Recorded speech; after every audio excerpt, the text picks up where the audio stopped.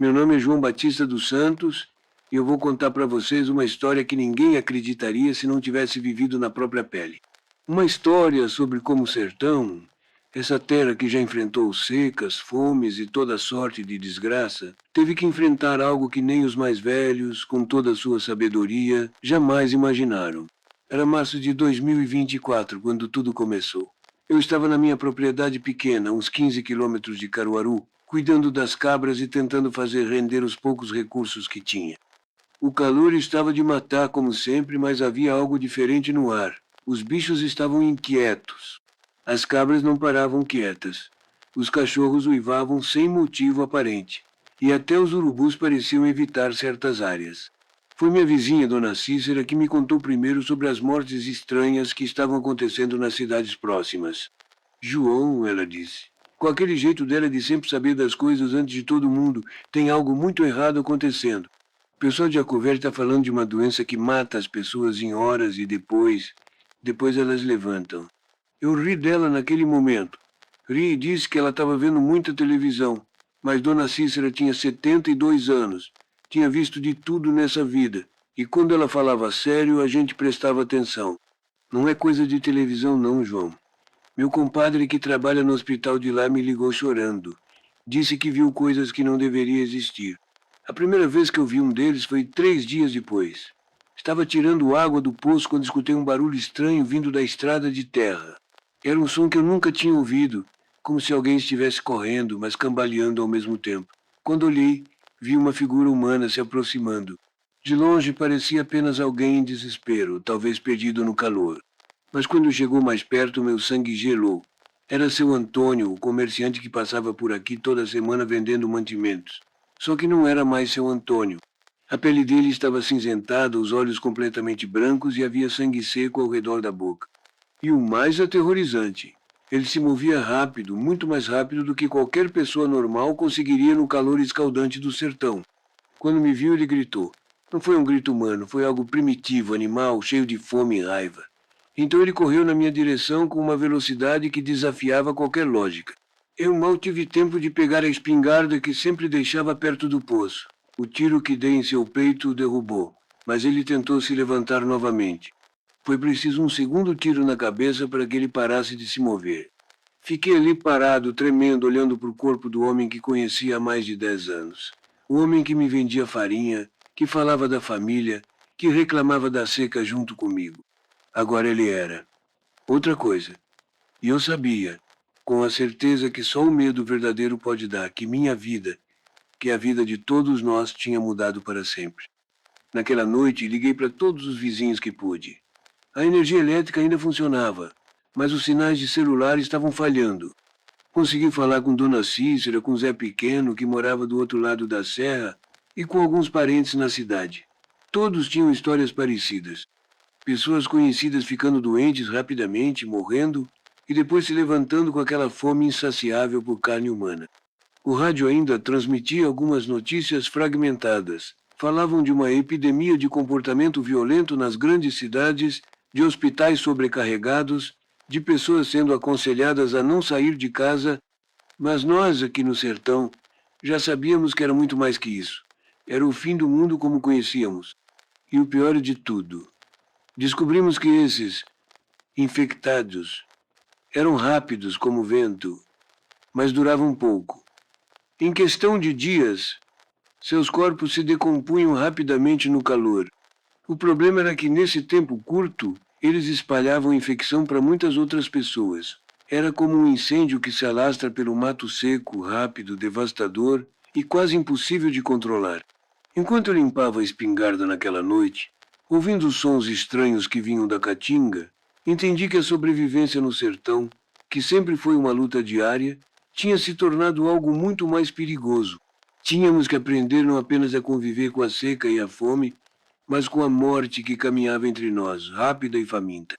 Os primeiros dias depois do que eu passei a chamar de o despertar foram os mais caóticos da minha vida.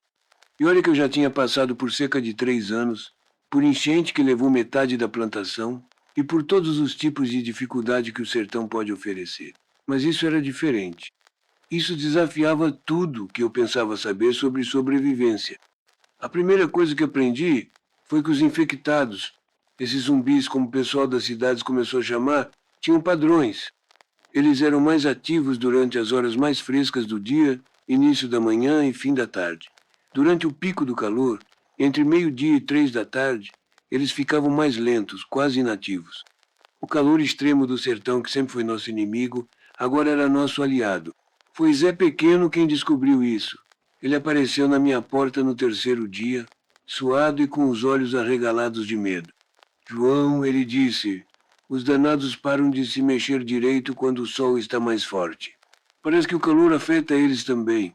Zé tinha observado um grupo de 5 infectados, que havia se escondido embaixo de uma árvore durante as horas mais quentes, quase como se estivessem hibernando. Nós dois começamos a desenvolver o que chamávamos de táticas de sobrevivência sertaneja. Durante o dia, especialmente no calor, fazíamos tudo o que precisava ser feito do lado de fora: buscar água, verificar as plantações que restavam, procurar suprimentos. À noite e nas primeiras horas da manhã, ficávamos trancados, armados e em silêncio absoluto. Dona Cícera se juntou a nós no quarto dia. Ela chegou carregando uma sacola com medicamentos e algumas latas de comida. Minha casa não é mais segura, ela disse sem rodeios. Apareceram 3 deles durante a madrugada. Consegui me esconder no porão, mas não posso ficar lá sozinha.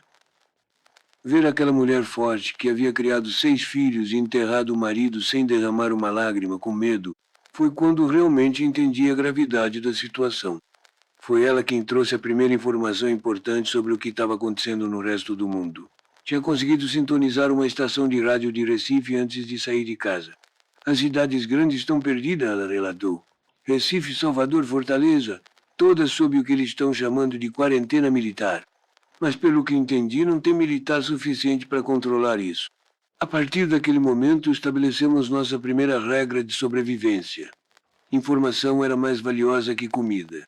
Toda manhã, um de nós tentava captar sinais de rádio, enquanto os outros cuidavam da segurança e dos suprimentos. Foi assim que descobrimos que a infecção se espalhava principalmente através de mordidas e contato com sangue infectado, mas também que o tempo de incubação era muito rápido, entre 2 a 6 horas. O quinto dia trouxe nossa primeira grande decisão moral. Ouvimos gritos vindos da propriedade do seu Manuel, a cerca de 2 quilômetros daqui. Eram gritos humanos, não os urros animalescos dos infectados. Zé Pequeno queria ir ajudar imediatamente. Dona Cícera achava que era uma armadilha. Eu estava dividido entre minha consciência e meu instinto de sobrevivência. Se não ajudarmos uns aos outros, argumentou Zé, não somos diferentes desses monstros. Dona Cícera rebateu. Se morrermos tentando salvar quem talvez já esteja perdido, de que adianta a nossa bondade? Era a primeira de muitas discussões éticas que teríamos. O apocalipse não tinha apenas trazido monstros, tinha trazido questões impossíveis sobre o que significa ser humano. Decidimos ir, mas com cuidado extremo. Esperamos o pico do calor e nos aproximamos em silêncio. O que encontramos me marcou para sempre. Seu Manuel estava barricado no celeiro com a esposa e 2 netos pequenos. 3 infectados rondavam do lado de fora, mas o calor os tinha deixado lentos e confusos. Conseguimos eliminá-los com facões, evitando o barulho de tiros. Quando seu Manuel nos viu, chorou como uma criança. Achei que íamos morrer aqui, ele disse. Os meninos estão com fome e Maria está ficando doente. Foi quando descobrimos outra coisa importante. O estresse e o medo estavam enfraquecendo as pessoas normais também. Não bastava sobreviver aos infectados. Tínhamos que manter nossa própria humanidade e sanidade. Naquela noite éramos 7 pessoas em minha propriedade. 7 sobreviventes tentando entender as novas regras de um mundo que havia mudado completamente em menos de uma semana. Sentados ao redor de uma fogueira pequena, grande o suficiente para cozinhar, pequeno o suficiente para não atrair atenção, começamos a falar sobre o futuro. Não podemos ficar aqui para sempre, disse seu Manuel. Meus netos precisam de mais comida, de remédios. Dona Cícera concordou. E se o governo conseguir controlar isso nas cidades, vamos precisar chegar até eles. Mas Zé Pequeno estava cético. E se não conseguirem? E se estivermos por nossa própria conta? Foi naquela noite que tomamos a decisão que mudaria tudo. Não íamos apenas sobreviver, Íamos procurar outros sobreviventes, formar um grupo maior e talvez, apenas talvez, encontrar uma forma de reconstruir algo que se parecesse com civilização. O sertão sempre tinha sido sobre comunidade, sobre pessoas se ajudando mutuamente para sobreviver. O apocalipse não ia mudar isso. 2 semanas depois do primeiro encontro com os infectados, nossa pequena propriedade tinha se transformado em algo que eu nunca imaginei possível. De 7 pessoas, tínhamos crescido para 23 sobreviventes. Cada novo membro trazia suas próprias habilidades, suas próprias histórias de perda e seus próprios desafios para a nossa comunidade improvisada. A transformação começou quando encontramos a família de seu Raimundo. Eles estavam escondidos em uma cisterna abandonada. A mãe com febre alta e 2 crianças pequenas chorando de fome silenciosamente. A mulher Dona Francisca estava claramente infectada, mas ainda não havia se transformado completamente. Foi nossa primeira grande decisão como grupo. O que fazer com alguém que estava no processo de se tornar um deles? Zé Pequeno argumentava que tínhamos que isolar, até ela morrer naturalmente, e então fazer o necessário. Seu Manuel, ainda abalado por quase ter perdido os próprios netos, queria tentar salvá-la com os poucos medicamentos que tínhamos. Dona Cícera, sempre prática, apontou que não podíamos arriscar 22 pessoas por uma que provavelmente já estava perdida. Eu me tornei, sem querer, o mediador dessas discussões. Talvez porque era minha propriedade, ou talvez porque as pessoas procuram liderança em momentos de crise, mas de repente todos olhavam para mim quando precisavam tomar decisões difíceis. João, seu Raimundo me disse, com lágrimas nos olhos, ela é a mãe dos meus filhos, 40 anos de casamento. Não posso simplesmente. A solução veio de uma fonte inesperada. Maria Eduarda, uma jovem de 17 anos que tínhamos encontrado sozinha 3 dias antes, tinha estudado enfermagem antes do mundo acabar. Ela sugeriu que isolássemos Dona Francisca em uma das construções mais afastadas, com alguém sempre de guarda, e tentássemos baixar sua febre com métodos tradicionais, banhos frios, chás medicinais e repouso completo. Se ela melhorar, Maria Eduarda explicou, saberemos que nem todos os sintomas levam à transformação. Se ela piorar, pelo menos tentamos e podemos agir antes que ela se torne um perigo. Era uma abordagem que equilibrava compaixão com pragmatismo. Era, eu percebi depois, nossa primeira política oficial como comunidade. Dona Francisca se recuperou. Levou 4 dias de febre altíssima, delírios, e momentos em que todos nós pensamos que ela não sobreviveria. Mas no 5º dia a febre quebrou, e ela acordou fraca, mas humana. Seu Raimundo chorou mais naquele dia do que eu vi chorar quando perdemos nosso primeiro membro para os infectados. Essa experiência nos ensinou várias lições importantes. Primeiro, que nem toda infecção levava à transformação. Talvez uma em cada 10 pessoas tivesse algum tipo de resistência natural. Segundo, que o isolamento médico era possível mesmo em nossas condições primitivas. E terceiro, que como comunidade, podíamos tomar decisões difíceis sem perder nossa humanidade. Com o crescimento do grupo, precisávamos de mais organização. Estabelecemos turnos de guarda, com 2 pessoas sempre acordadas durante a noite. Criamos equipes de coleta, grupos pequenos que saíam durante o pico do calor para buscar suprimentos em propriedades abandonadas. E mais importante, criamos regras claras sobre o que fazer quando encontrássemos outros sobreviventes. Nem todos que encontrávamos eram bem-vindos. Houve um grupo de 5 homens que chegou na 3ª semana, liderados por um sujeito que se chamava Coronel, embora ninguém acreditasse que ele tinha patente militar real. Eles queriam requisitar nossa comida e nossas armas em nome da segurança nacional. Quando recusamos, ameaçaram tomar a força. Foi nossa primeira confrontação com outros seres humanos, e de muitas formas foi mais aterrorizante que enfrentar os infectados. Pelo menos com os zumbis sabíamos o que esperar. Mas esses homens eram imprevisíveis, desesperados e perigosos de uma forma completamente diferente. A situação quase explodiu em violência quando o coronel tentou forçar Maria Eduarda a ir com eles para cuidar dos feridos do grupo dele. Foi Dona Cícera quem resolveu a situação de uma forma que nenhum de nós esperava. Ela caminhou até o líder, olhou bem nos olhos dele e disse: Filho, eu enterrei 3 maridos, criei 6 filhos e sobrevivi a tudo que este sertão podia jogar em mim. Você acha que um menininho assustado como você me assusta? O confronto psicológico durou alguns minutos tensos, mas eventualmente o grupo partiu sem violência. Mais tarde, Dona Cícera me explicou sua estratégia. Homens como esses são predadores, João. Eles procuram sinais de fraqueza. Se mostrar que não tem medo, metade das vezes eles recuam. Após esse incidente, estabelecemos nossa política de defesa. Todo adulto capaz precisava saber usar pelo menos uma arma.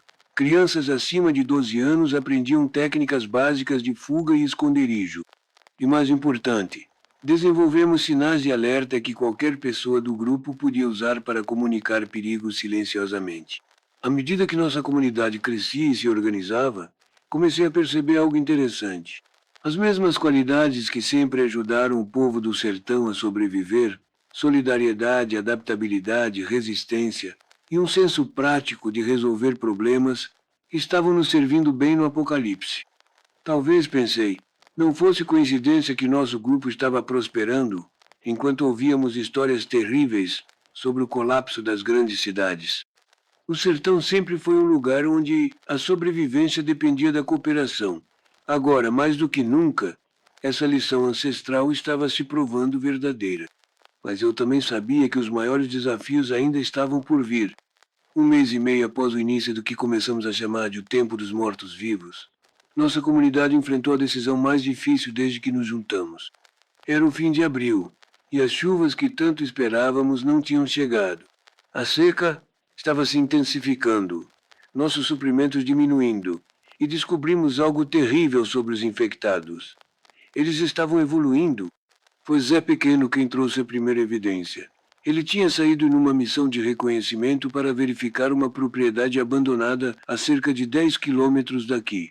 Quando voltou, estava visivelmente abalado. João, ele disse, puxando-me para longe dos outros. Os malditos estão ficando mais espertos e estão durando mais tempo. Ele descreveu o que havia visto. Um grupo de infectados que parecia estar caçando de forma coordenada. Eles não corriam cegamente como antes, mas se moviam em formação, alguns fazendo barulho para atrair atenção, enquanto outros flanqueavam por trás. Pior ainda, alguns dos corpos que ele reconheceu como sendo de infectados que deveriam ter se decomposto semanas atrás, ainda estavam ativos. A informação espalhou pânico no grupo. Se os infectados estavam realmente se adaptando, nossas estratégias de sobrevivência precisariam mudar drasticamente. Mas foi durante uma reunião para discutir essa nova ameaça que descobrimos um problema ainda maior. Estávamos ficando sem água. Nossa principal fonte era um poço que eu havia cavado anos atrás, mas com 23 pessoas o consumo tinha aumentado drasticamente. E sem chuva o lençol freático estava baixando. Seu Raimundo, que entendia de irrigação, estimou que tínhamos água para mais 2 semanas, talvez 3 se racionássemos severamente. Precisamos encontrar uma nova fonte, eu disse durante a reunião, ou dividir o grupo. As palavras saíram da minha boca antes que eu pudesse pensar completamente sobre suas implicações. Dividir o grupo significava que algumas pessoas teriam que sair e enfrentar os perigos lá fora e possivelmente nunca mais nos veríamos. Dona Cícera foi a primeira a falar. João tem razão.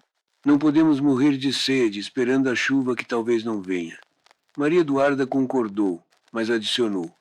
Se vamos dividir, precisamos ser estratégicos. Algumas pessoas têm mais chance de sobreviver sozinhas que outras. Foi aí que a discussão se tornou dolorosa. Estávamos essencialmente decidindo quem ficaria e quem teria que partir. Era o tipo de escolha que nenhum de nós queria fazer. Mas a sobrevivência às vezes força decisões impossíveis. Seu Manuel sugeriu que as famílias com crianças pequenas deveriam ficar, já que eram as mais vulneráveis. Zé Pequeno argumentou que os mais jovens e fortes deveriam partir para procurar novos locais de assentamento. Dona Francisca, ainda grata por ter sido salva quando estava infectada, se ofereceu voluntariamente para deixar o grupo. A tensão era palpável. Vi lágrimas nos olhos de pessoas que tinham se tornado família nas últimas semanas. Vi medo, culpa e desespero. E vi algo mais. Vi o peso da liderança me esmagando como uma pedra no peito. Foi naquela noite, sozinho sob as estrelas, que tive uma conversa comigo mesmo que mudou tudo. Eu tinha me tornado o líder desse grupo sem querer, Mas liderança real significava tomar as decisões que outros não conseguiam tomar. Significava carregar o peso das consequências, mesmo quando elas me machucavam profundamente. Na manhã seguinte, anunciei minha decisão. Não íamos dividir o grupo. Em vez disso, íamos nos mudar todos juntos. Havia uma antiga fazenda a cerca de 15 quilômetros ao norte, perto do açude de São José. Eu sabia que era perigoso, teríamos que atravessar território desconhecido com crianças e idosos, mas também sabia que nossa força estava em permanecer unidos. É uma jornada de 2 dias, eu expliquei. Vamos nos mover durante as horas mais quentes, quando os infectados estão menos ativos. Vamos levar apenas o essencial e vamos assumir que pode ser uma viagem só de ida. A preparação levou 3 dias. Enterramos o que não podíamos carregar, esperando um dia poder voltar. Criamos mochilas improvisadas para todas as crianças. Dividimos as armas entre os adultos e, mais importante, tivemos conversas difíceis sobre o que fazer se alguém se machucasse ou fosse mordido durante a jornada. Maria Eduarda sugeriu um protocolo que todos acharam sensato, mas doloroso. Se alguém fosse infectado durante a viagem, essa pessoa teria a escolha: ser deixada para trás com suprimentos suficientes para alguns dias ou ser ajudada a partir antes da transformação. Era uma política brutal, mas necessária. O dia da partida foi um dos mais emocionais da minha vida. Olhei para a propriedade onde tinha nascido, onde meu pai havia trabalhado a vida toda, onde eu pensava que morreria um dia. Agora estava deixando tudo para trás por causa de criaturas que nem deveriam existir. Mas quando olhei para as 22 pessoas que confiavam em mim para liderar, las para a segurança, senti algo que não esperava: orgulho. Orgulho de que tínhamos construído uma família das cinzas do apocalipse. Orgulho de que estávamos dispostos a arriscar tudo para permanecer juntos. E orgulho de que, apesar de todos os horrores que tínhamos enfrentado, ainda éramos humanos. A jornada começou ao meio-dia sob o sol escaldante do sertão.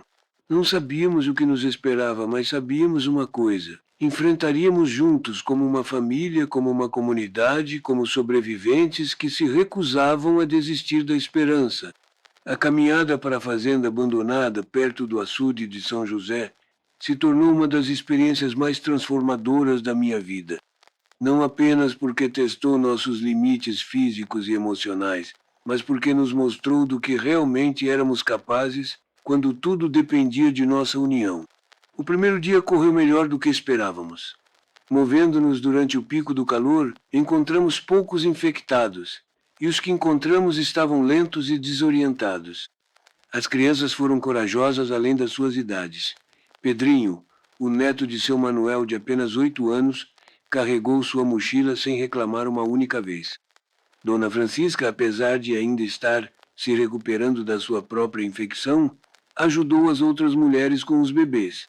Mas foi no segundo dia que nossa verdadeira força foi testada. Estávamos a cerca de 5 quilômetros da fazenda quando Zé Pequeno, que estava fazendo o reconhecimento à frente, voltou correndo com notícias alarmantes. Tem um grupo grande de infectados entre nós e o açude, ele relatou ofegante.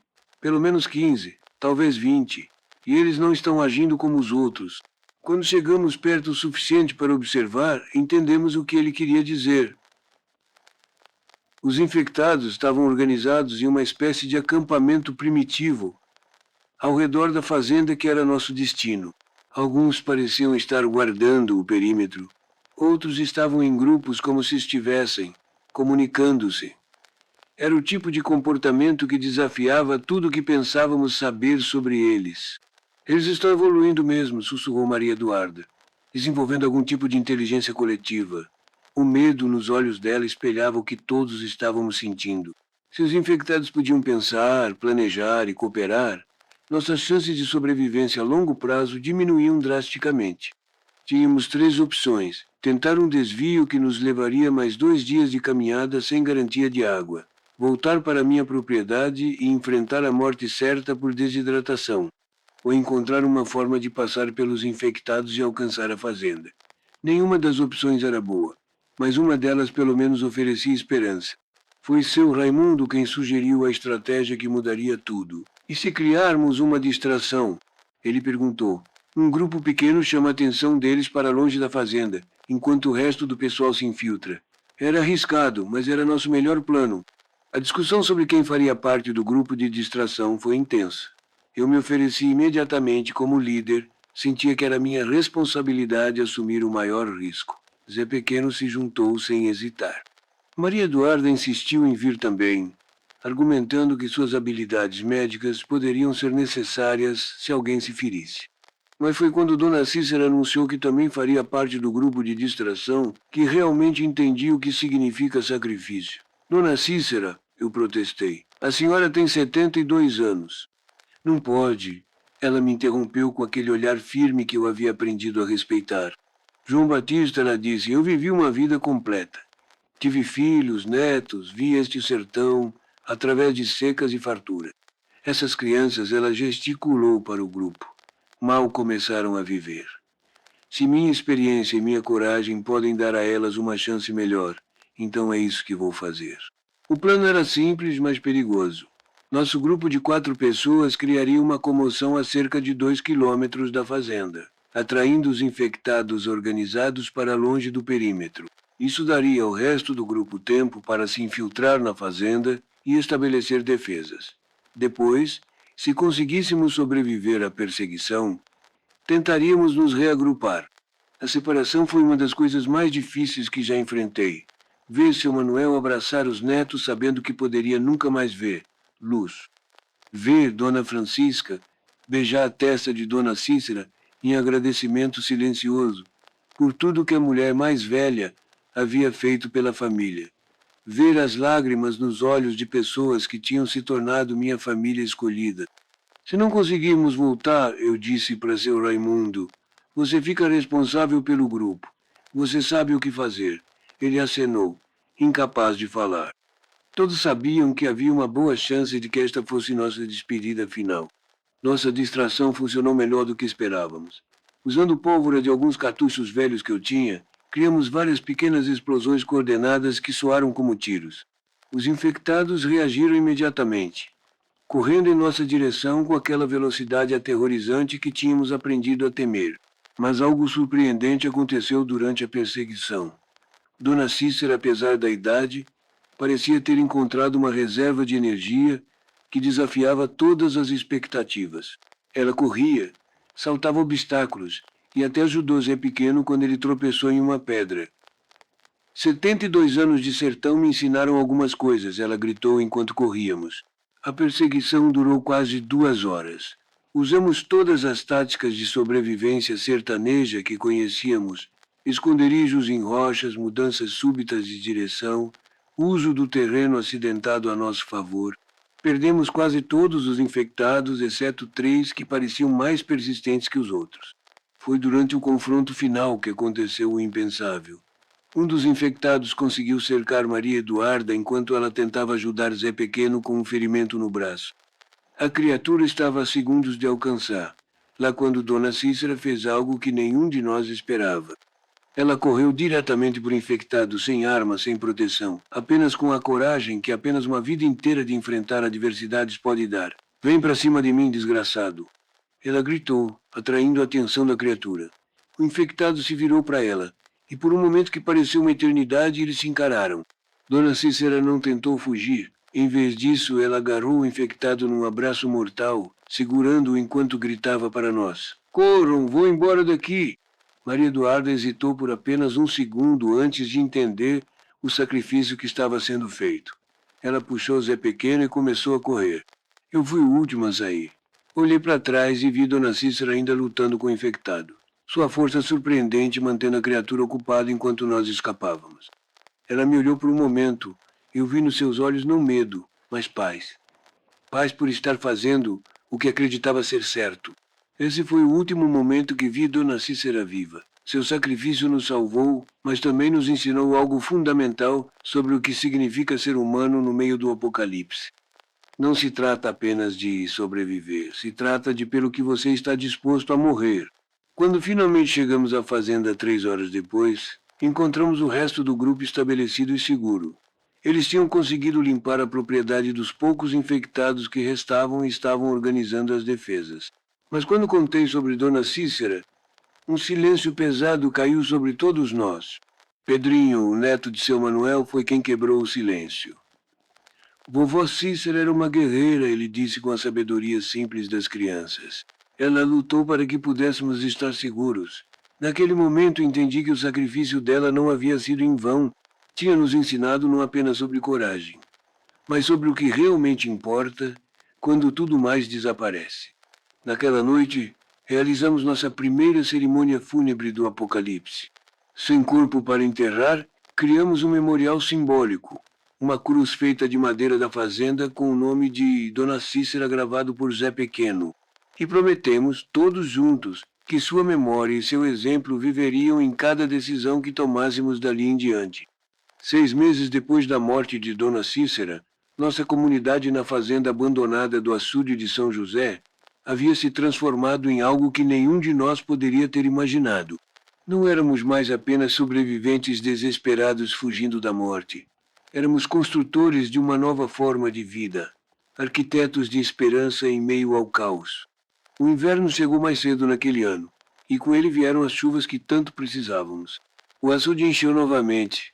Nossa plantação de milho e feijão prosperou, e descobrimos que tínhamos construído mais do que um abrigo temporário. Tínhamos construído um lar. Nossa comunidade havia crescido para 41 pessoas.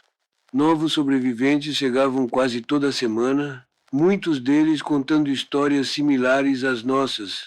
Pequenos grupos que tinham aprendido que a sobrevivência dependia da cooperação, não da competição. Cada novo membro trazia habilidades únicas. O antigo professor que começou a educar nossas crianças, o mecânico que conseguiu fazer funcionar um gerador velho, uma parteira que trouxe conhecimentos médicos que salvaram várias vidas. Mas talvez a mudança mais significativa fosse em como lidávamos com os infectados. Através de observação cuidadosa e alguns experimentos perigosos liderados por Maria Eduarda, que havia se tornado nossa médica oficial, descobrimos que a evolução dos infectados tinha um lado positivo. Eles estavam lentamente recuperando fragmentos de memória e humanidade. Foi Zé Pequeno quem fez a descoberta mais importante. Durante uma patrulha de rotina, ele encontrou um infectado que parecia estar tentando comunicar-se. Em vez de atacar imediatamente, a criatura estava gesticulando e emitindo sons que quase pareciam palavras. João, ele me contou depois. Eu acho que ele estava tentando dizer ajuda. Isso mudou completamente nossa abordagem. Em vez de simplesmente eliminar todos os infectados que encontrávamos, começamos a observar, a estudar e, em alguns casos, a tentar comunicação. Descobrimos que alguns, uma pequena percentagem, podiam ser não curados exatamente, mas estabilizados. Eles mantinham sua aparência alterada e algumas limitações físicas, mas recuperavam aspectos de sua personalidade original. O primeiro a ser recuperado foi ironicamente alguém que todos conhecíamos. 3 semanas após nossa descoberta, durante uma expedição de coleta, encontramos seu Antônio, o mesmo comerciante que eu havia sido forçado a matar no início de tudo. Ele estava em um estado semiconsciente, claramente infectado, mas respondendo ao seu nome. Maria Eduarda desenvolveu um protocolo de reintegração baseado em exposição gradual à comunidade, estímulos de memória e muito cuidado. Levou 2 meses, mas seu Antônio eventualmente recuperou a capacidade de falar, de reconhecer pessoas e até de ajudar com um trabalho simples. Ele nunca seria exatamente o mesmo, mas era indiscutivelmente humano novamente. Eu me lembro de Moreira, ele nos contou uma noite ao redor da fogueira. E me lembro da fome terrível que veio depois. Mas também me lembro de vocês nunca desistindo de mim. Suas palavras trouxeram lágrimas aos olhos de muitos de nós. Se pudéssemos salvar alguns dos infectados, talvez o apocalipse não fosse realmente o fim, mas uma transformação. Essa descoberta trouxe esperança, mas também novos desafios éticos. Nem todos os infectados podiam ser salvos, e o processo de determinação de quem tinha potencial de recuperação era perigoso e demorava recursos. Tivemos que criar novos protocolos, novas regras e enfrentar novas decisões morais impossíveis. Mas através de tudo isso, as lições que aprendemos nos primeiros dias continuaram nos guiando, a importância da comunidade sobre o individualismo, o valor da compaixão mesmo em face do perigo, a necessidade de manter nossa humanidade mesmo quando o mundo ao nosso redor parecia ter perdido a sua. Um ano após a morte de Dona Cícera, realizamos nossa segunda cerimônia memorial, mas desta vez não foi apenas para lamentar os mortos, foi para celebrar os vivos, os salvos e os renascidos. Nossa comunidade havia se tornado um farol de esperança em uma região que muitos consideravam perdida. Pedrinho, agora com 9 anos e muito mais sábio do que qualquer criança deveria ser, fez uma pergunta que resumiu toda a nossa jornada. Tio João, quando tudo isso acabar, vamos voltar a ser como éramos antes? Eu olhei para ele, para nossa comunidade próspera, para os rostos de pessoas que tinham encontrado família no meio do apocalipse, e para seu Antônio ajudando com o jantar apesar de suas limitações. Não, Pedrinho, eu respondi. Nós não vamos voltar a ser como éramos antes. Nós vamos ser algo melhor, porque aprendemos que a verdadeira força não está em sobreviver sozinho, mas em ajudar outros a sobreviver junto com você. Aprendemos que a humanidade não é algo que você nasce tendo, é algo que você escolhe ser todos os dias, mesmo quando é difícil. Enquanto escrevo estas palavras, 6 meses depois daquela conversa, nossa comunidade continua crescendo. Temos 87 pessoas agora, incluindo 12 recuperados como seu Antônio. Temos uma escola, uma oficina, uma enfermaria e até mesmo o início de um governo democrático. Mais importante, temos esperança. O apocalipse zumbi no sertão pernambucano nos ensinou que o fim do mundo não é necessariamente o fim da humanidade. Às vezes é apenas o início de uma nova forma de ser humano. Uma forma baseada na cooperação em vez da competição, na compaixão em vez do medo e na comunidade em vez do individualismo. Dona Cícera estava certa desde o início. Nós do sertão sempre soubemos algo que o resto do mundo precisava aprender. A sobrevivência real não é sobre você conseguir viver. É sobre todos conseguirem viver. E isso, no final das contas, pode ser a lição mais importante que o Apocalipse tinha para nos ensinar.